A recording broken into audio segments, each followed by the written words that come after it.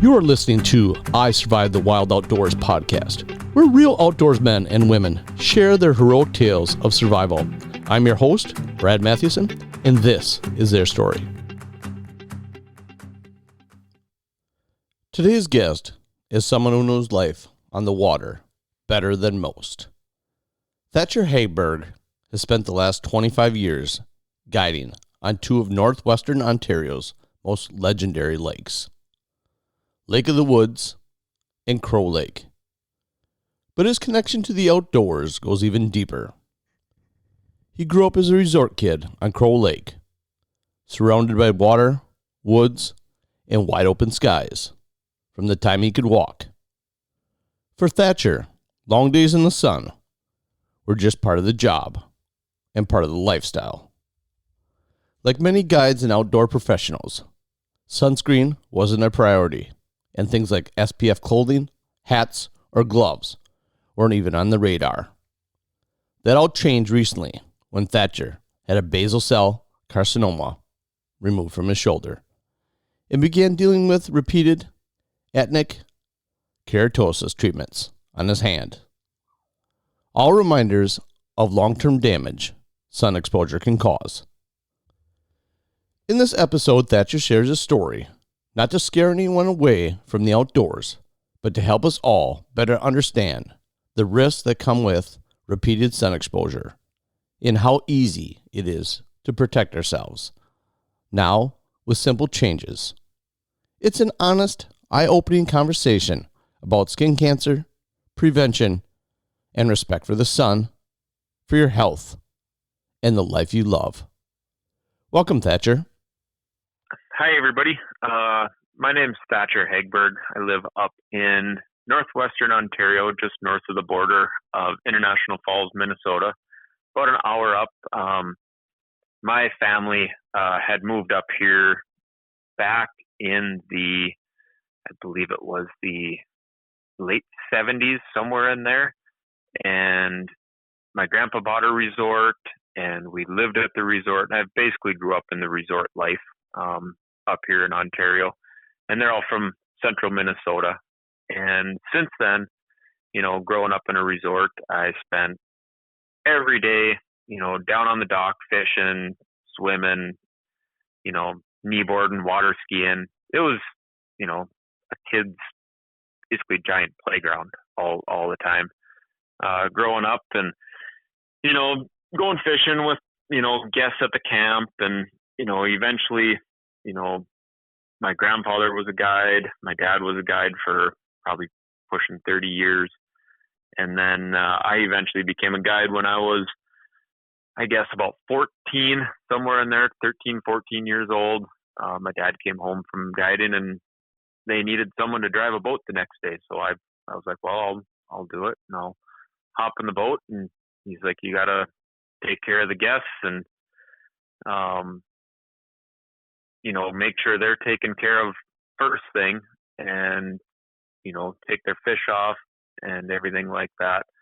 So yeah, going forward with that, I've spent probably 25 years guiding, but going back to a kid, living at the camp and playing all summer with, guests that would come up, they'd have their kids, and we'd do lots of things and go fishing and swimming and stuff like that. Well, in that time frame as a kid, I got sunburnt a lot. And it was probably once a week, my nose would peel, sunburnt, or, sunburn my shoulders or this or that. And, my mom would always get kind of on my case about making sure I had sunscreen on. Well, by the time you put it on once for the day, you go swimming a little bit and then it's all washed off. Well, you always forget to put more on later. Well, end of the day, you're sunburned again. So anyways, this goes on for, I don't know, a bunch of years until I was probably 13, 14 years old, and I was old enough to guide. And next thing you know, I'm guiding and trying to make sure I remembered my sunglasses for the day, or I remembered my sunscreen. Well, I didn't always remember my sunscreen and end up with sunburns at the end of the day, being out on the lake. And I'd have guests, through all these years, I guess, tell me, you should really wear sunscreen or wear gloves or something like this. And, as a kid, you look at them kind of funny and you're like, nope, I'm not doing anything like that. I'm not wearing a goofy hat. I'm going to try to get a suntan, this and that. Even got to the point where I was wearing like sun visors because I wanted my hair blonder. I wanted to try to look better, I guess, during all this. And this would go on every summer for years and years. And later in my guiding career, I started smartening up a little bit, wearing sunscreen more, this and that. But I still refused to do the whole gloves thing because my hands were wet all the time from putting minnows on jig heads and always just having my hands in the water, getting wet, and gloves just really, I don't know, really weren't the thing that would have fit my work day, I guess. And I still refused to get a hat or actually wear the sun hat that covered my neck and covered my head or my face better. And it felt at that time the gaiters weren't really available that covered your face great, that sort of thing. But regardless, I was like, nah, I'm not doing that. I'm going to continue to, try to get a decent tan this summer. And it even went as far as, wearing multiple different pairs of sandals and making sure my tan lines didn't get too, what would be the word for it? Too distinct, I guess. Or I had to change it up just so my tan lines would change up. Anyways, going forward back into, and this went on during the 2000s, and I kind of noticed a spot on my shoulder when back in, I think it was 2017, I believe it was. And it was just a little spot. It wasn't very big and didn't think nothing of it. And it got a little bigger. And I went into the doctor, asked about it, and they told me, don't worry about it. It's nothing. It's this sort of thing. Didn't do anything about it. I don't know. It was about a year and a half later. I'm like, well, it's a little bigger. I went back in. I asked about it again. And, I was just in there for another checkup on other stuff and asked about it again. And they're like, no, it's nothing. And I'm like, okay, whatever. And then I think it was 2019. It would have been before guiding season started. I got out of the shower and noticed the spot, and it had gotten really pink after being like in a hot shower. It would change colors. It would kind of come and go. One day it was fairly pink. It would definitely be pink after having a shower, and other times it would just be almost skin colored. But there was definitely a spot there, and it was kind of almost scaly looking at this point. It was probably about the size of a dime. And my wife now, she's like, you really need to go in and get that checked again. Like that's not normal looking. So I finally made another appointment. This is my third appointment now. And this is after seeing the same doctor twice about it and another doctor once about it. And I go in and they're like, oh, yeah, that's, we're going to have to look into that one a little farther. So going forward, made an appointment, went back in. They took the sample of it, just a skin punch sample of this, sent it off. The sample somehow got wrecked during its transit. And so they called me back, and I'm like, well, you know what? At this point, just take the whole spot off. We'll send the whole thing in and get a sample of it. So I don't know. It takes probably about 3 to 4 weeks up here to get the results back from it, and got the results back. And this spot turned out to be a basal cell carcinoma. Luckily, it was superficial. It didn't go down into the second layer of the skin, so it was just on the top layer, and it hadn't spread anywhere. So luckily we had caught it in time. But now it's something we have to watch and something we have to keep an eye on going forward. And going forward, it's been, I think, 6 years now since that was done. And every year, I go in, I get checked and get some spots burnt off and this and that. And I think it was 2021, I started getting a bunch more spots on my hand. I'm kind of wondering what these are. And when my hands would get wet, from putting minnows on all day, or if I was out in the rain all day, then my hands would start looking really gross. So in and out of the doctor asking this and that, I finally got a appointment for a specialist, dermatologist specialist on all this stuff. Because I was concerned. I guess I didn't trust my doctor's opinion on what they said it was. And went to see the specialist. It took 2 years to get in to see them, which is a long time to wait to see. But, in the meantime, we just kept an eye on things. And it turned out that all these little spots on my hand is called actinic keratosis, which is sun damage. So when I walked in to see the specialist about it, we got to talking, and I said I was a guide, and at that time I think I had 22 years or 23 years into my career, and he had asked if I ran a tiller motor, and I said yes, I ran a tiller. And he looked at my left hand. He said, yeah, there's a whole bunch on this hand. And then in the meantime, we looked at my right hand, and there's a whole bunch there. And I got a couple on my face, nothing terrible. But yeah, that's all skin damage. It's from just being in the sun too much. And it doesn't happen to everybody, but some people it happens to. And also, since all this was progressing, if I was out in the sun and I wasn't covered up, I'd start getting like rashes on my arms from the sun, and it wouldn't really sunburn. I would just get like a blotchy. My skin would start looking all blotchy and whatnot by the end of the day. And at that night, and by next morning, a lot of that rashiness would be gone. But the sun really started to play games with my skin, I guess is the best way to say it. But yeah, now I have to really watch what I do out in the sun. I can't spend a ton of time out there. And since all this has kind of really come up, I've decided to basically stop guiding and not spend as much time. But in the long run of things, we really got to, I guess, cover up and not pretend like this stuff won't happen to us, because it can happen to any of us.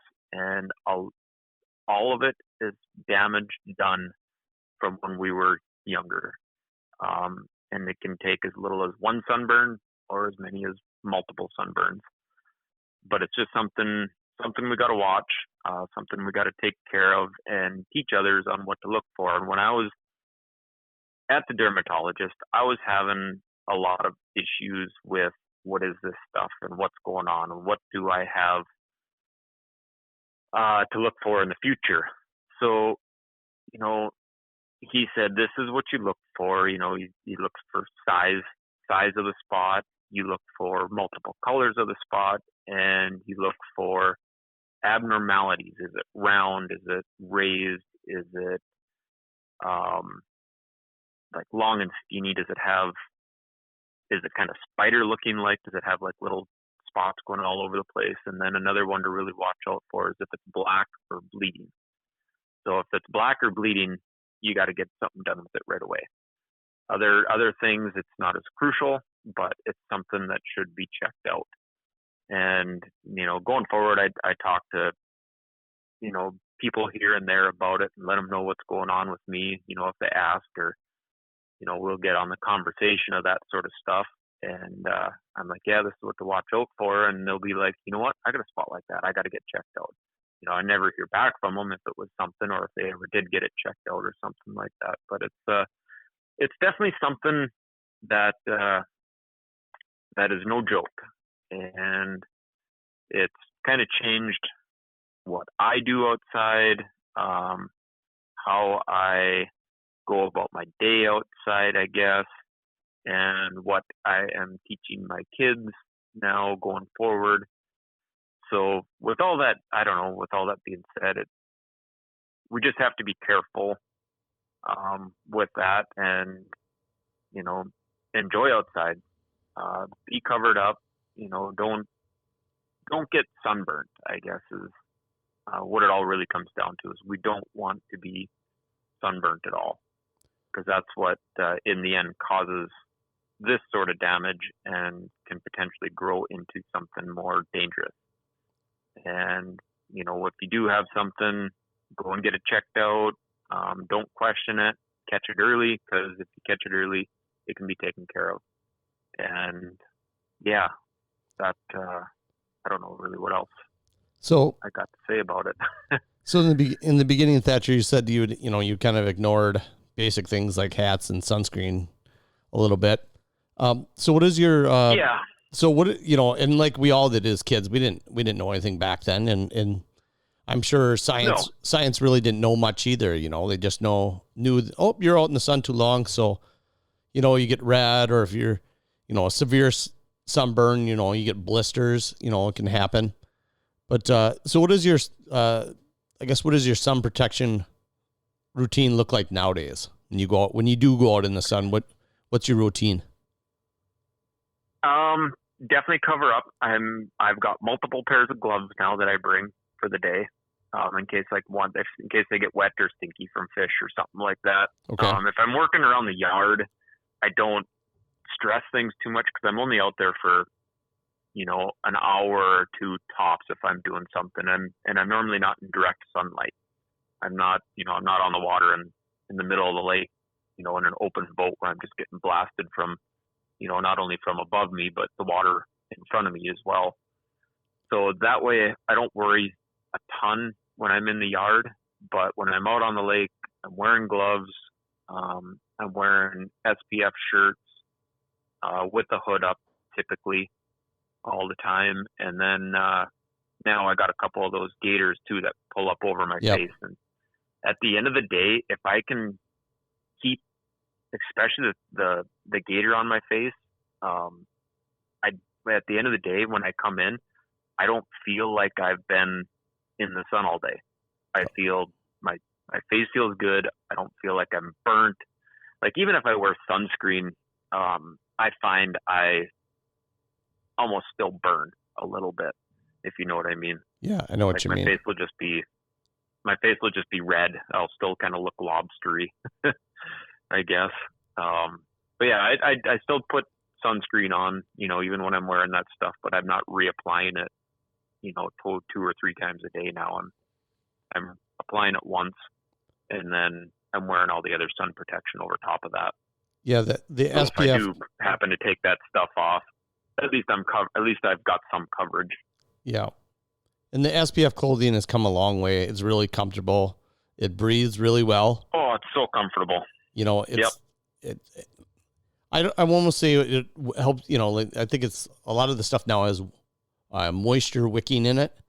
So it actually I don't want to say it makes you feel really cool, but it's a little bit cooler wearing it than just the sun beating on your bare skin. It feels like, to me at least. I don't know if you get the same thing. I think so too. It's almost like it shades you, and if you get a little bit of breeze coming through it, it's like you're sitting in the shade with breeze coming through, sort of thing. I enjoy it. I'd rather wear that than go without a shirt on anymore, because I feel more comfortable. I'm not I don't feel like I'm getting roasted.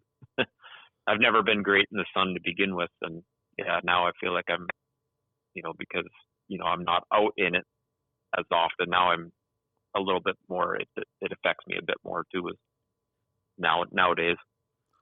So, have you noticed a shift in how your fellow guides or even clients that you had lately approach sun safety versus 25 years ago versus today? I mean, are you seeing other people kind of going down that same path, or a lot of guys still old school? No, it's there's a few that are old school still, and I mean, more power to them if that's the route they want to go. And some people this stuff doesn't affect, so it's kind of one of those things. I know people that have spent their whole life outside and never had any sort of problem like this, and then now as I've had it now and talked to more people, I know other people that have had something, or hear of so and so that had it, and that sort of thing.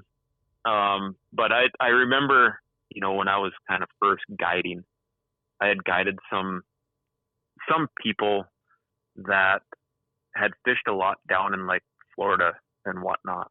And that's kind of when I first heard about, wearing gloves or, proper hats, that'll cover your face better or your neck better and stuff like that. Yeah. I remember them telling me, they're like, you should really wear that stuff. If you do this for a long time, you're going to be paying for it in the end. Back then they knew about this stuff. It just wasn't, what's the word for it? It wasn't as well known. Yeah. But they knew about it, I guess. And it wasn't as advertised, on how bad things can be if you're spending every day, out there in those conditions, as to what it can do to you. And the funny thing you say that, I do remember, so, not to put age myself, but I'm almost 47 years old. And I remember as a kid, gosh, even back in the early 90s, watching some of these saltwater shows on TV. I wish I could try to remember. Try to remember this one guy. He was Spanish something or other, and he was a big fly fisherman. And but even back then, they had the big hats on, and they had the big.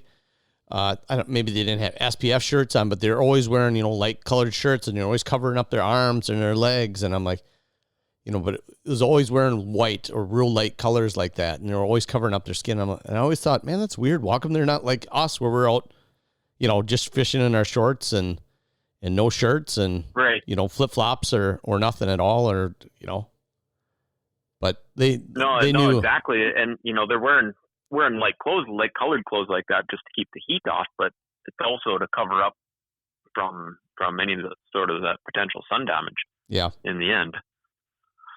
Yeah, and we ran around with pair of shorts on, sort of thing all the time. And the days of the sun visors, what was that doing to the top of our head? We're just trying to bleach our hair out, sort of thing. When you went in to the doctor and they told you you had the basal cell, now I'm going to butcher this. Is it carcinoma? Is that right? Yeah, basal cell carcinoma. Carcinoma. Yep. Which is the lesser evil of the bad three. Okay, but it is a form of basically a precancerous cell, right? Yes. Yeah. Okay. Well, I guess what was going through your mind when they told you that? I mean, you hear the big word, you hear cancer, and still kind of. Well, yeah. I mean, my wife, had a harder time with it than I did. I'm like, well, it's just a spot. We'll cut it out. We'll keep going.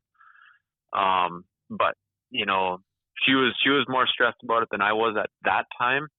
But now I'm more stressed about it than she is about everything. So we've kind of reversed roles on that whole situation, because now I'm looking at every spot or this or that, and that sort of stuff. So that was really trying to keep an eye on things. That was your initial spot they had found. I mean, did that really hit home at that point, or was it when you went back and they found those keratosis on your hands? Was that all of a sudden, was that at the point where, okay, now I really need to take things more seriously because I do have issues? Yeah, it was more the keratosis stuff on my hands, the actinic keratosis, because that's all, that is definitely a precancerous thing. The keratosis is. So it's something that's got to be watched if it changes or something like that. And those are like it's kind of a common. Okay. Yeah, it just depends on how, like the backs of my hands, I got quite a few spots. It's not just, one or two where it's okay, I got one or two spots. It's a bunch of them. And so what do they exactly look like, Thatcher? So, just kind keratosis. of a white, pearly, they, I guess almost look like not quite a wart, but almost like a wart. It's kind of a white raised bump. And it can come in a couple different forms too, I think. But like the ones I have, and it's definitely more noticeable when my hands get wet. And, okay. They'll look very kind of warty, I guess, but they're not. They're just it's layers. how do they explain it? It's layers of skin that have built up to, I don't know. I think that's the way they describe it. It's layers of skin that is trying to cover itself up somehow to do something, but it's still kind of, I guess, a precancerous spot. Okay. And did they, Yeah. I mean, is that just a first stage, or are there several stages of that where it can get really worse and then you do have to worry about cancer? That's just kind of like the keratosis thing. That's kind of, once it's kind of there, you can, have it treated by having, some of the stuff, frozen off or something like that, or you can just choose to leave it depending how big it is or something like that. But as long as it's not, it doesn't start bleeding or anything like that, then it'll just stay as is until, something changes within it. So yeah, they told me basically not to stress it too much. Okay. I could come in every year and have some of it frozen off and that sort of thing. But if they do change, that's when I have to let them know. So it's basically looking at color changes or size changes, Yep. basically, in it. Size changes, but mainly color changes, or if it starts to look more crater-like if it's got a crater in the middle, or if it starts to bleed and doesn't heal. That's a big one. If it's bleeding and never heals, that's a first sign you need to go in and have something done with it. So is this so like the keratosis, is that typically on your hands or I mean, is there a prototypical thing for these different types of skin cancers, areas where they're found and not found, or can they be anywhere on your body? Well, they can kind of be anywhere on your body, but typically the backs of your hands, your face, your shoulders, stuff that's going to see the sun the most. Even your back, but typically it's spots that are looking up at the direct sun more than anything, like your shoulders or the backs of your hands, your face, your nose, that sort of stuff that's going to see the sun all the time. That's the most common spots for especially like basal cell to pop up or the actinic keratosis. Did they give you, I mean, is this basically now the rest of your life to have to go in for checkups, or is there a point where it's a yearly thing that I go in for? Okay. Yeah. Once you got it, you really should just go in and get things checked out, because there's places you can't see proper, to get a good look at it, and they're going to be able to tell more so what it could be or something like that. But yeah, I do go in once a year, and there's usually, a few spots that they freeze off regardless, especially on my hands. Okay. So, and my hands and a couple spots on my face usually that they'll hit, and it sucks. It's never fun. So they just freeze it off, or I don't know, do they laser it off, or I mean, how does the freezing process work, I guess? Yeah, it's nitrogen. Okay. They freeze it.